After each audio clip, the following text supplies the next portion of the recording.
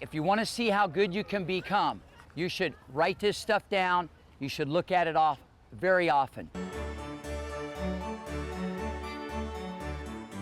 If you want to become mentally strong, all right, you got to have the ability to forget. And it's the hardest thing to do, because when you double fault or you hit a ball in the net or you hit it long, all right, you're going to have a feeling, you're going to have an emotion, and it's going to go right through your body. And it's probably not going to be a good one. But how you respond to that feeling is what I call the X factor. You got to slow it down in your mind. But if someone went ace, ace, ace, I don't think you're going to say, all right, I got him now. I got him now. I don't think any of you are going to be thinking like that, because what happened was you just got ace 3 times in a row. So you're going to respect it more. You're going to fear it more. You're going to be more indecisive. You're going to be more tentative. And that's the worst thing that you can do. What does those 3 aces have to do with the next point? Nothing. If you can frame it like that, if you can just tee it up just like that, that's what greatness does. And that's the difference between someone who's good and great. They have the ability to forget. They can focus on the present.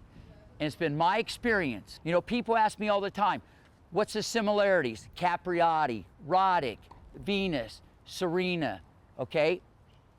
Mary Pierce, a lot of these players, that Sharapova, that I coached when they were young, the only thing they had in common, they just all loved to compete. They just love the battle. And if you can do that, you're going to handle pressure. So if you look at it, that's pretty common sense. And if you're out here saying, I'm slow, what happened? You just got slower. That's the one thing and only thing you have control over, is your attitude. All right, next thing. Show of hands, how many of you guys like to run?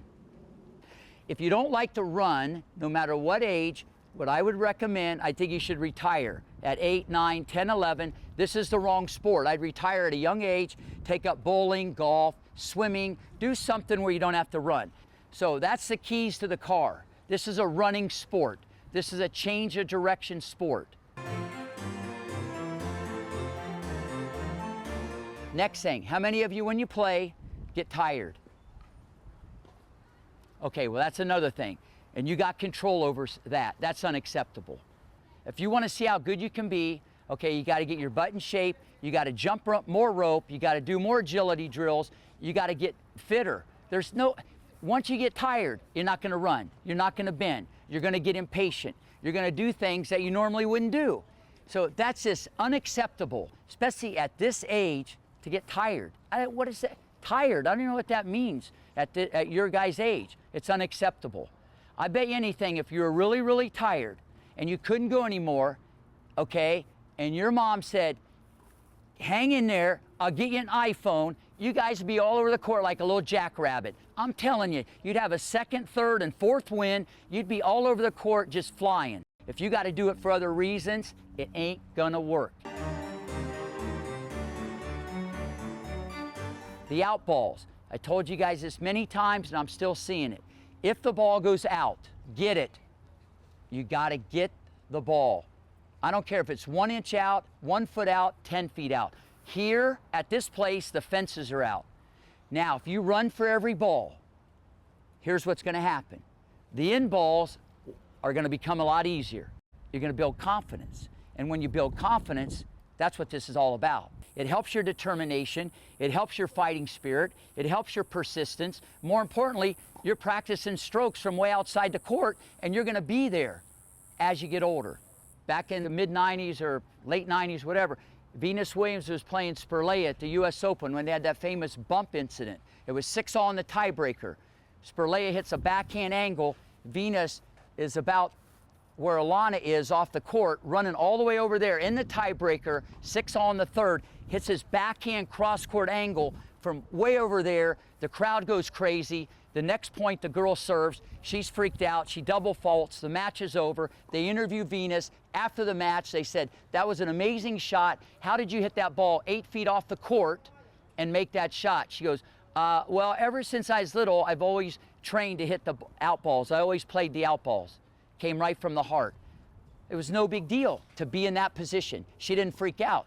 She was comfortable because she's been there.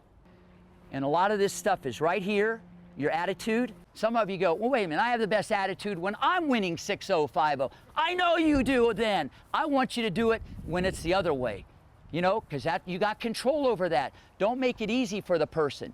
You still have control over that, and your head's going to get stronger. But you can't do it Monday, Wednesday, Friday. It's Monday, Tuesday, Wednesday, Thursday, Friday, Saturday. Even on your day off, if you take Sunday off, you got to do it on that day too.